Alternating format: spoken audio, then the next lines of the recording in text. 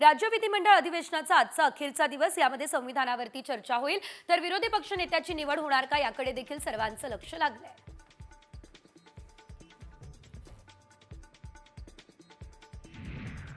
ईद निमित्त भाजप देशात सौगाते मोदी अभियान राबवणार आहे आणि या अभियानाअंतर्गत 32 लाख गरीब मुस्लिम कुटुंबांना सौगाते मोदी किटचं वाटप केलं जाईल। या किटमध्ये भेटवस्तूंचा समावेश आहे। मशिदींद्वारे गरजू मुस्लिमांना हे किट वाटलं जाईल।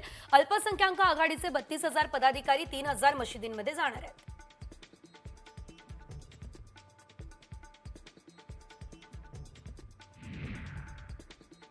पंतप्रधान मोदी गुढीपाडव्याला अर्थातच 30 मार्च रोजी नागपूर दौऱ्यावर येत आहे। विमानतळावर आगमन झाल्यानंतर ते डॉक्टर हेडगेवार स्मृती भवन, यानंतर दीक्षाभूमी आणि माधव नेत्रालय या ठिकाणी जाणार असल्याची देखील माहिती सध्या प्राप्त होते आहे। पंतप्रधानांच्या दौऱ्याच्या पार्श्वभूमीवर नागपूर पोलीस आयुक्त आणि महापालिका आयुक्तांनी संपूर्ण मार्गाची पाहणी सुद्धा केलेली आहे।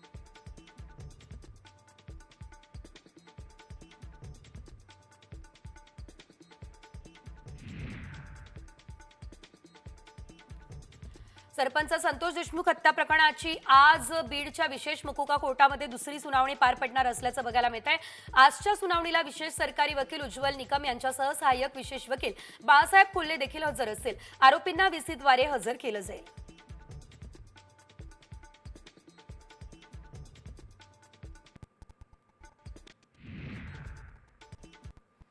सांगली जिल्ह्यातील शिवसेना ठाकरे गटाच्या जिल्हा प्रमुखांसह युवा सेनेने ठाकरे गटाला जय महाराष्ट्र केला। मुंबईमध्ये मुख्यमंत्री एकनाथ शिंदे यांच्या उपस्थितीमध्ये रामगिरी बंगल्यावर हा पक्षप्रवेश पार पडणार आहे। सांगली जिल्ह्यातील ठाकरे गटाचे शेकडो शिवसैनिक एकनाथ शिंदे गटामध्ये प्रवेश करणार आहेत।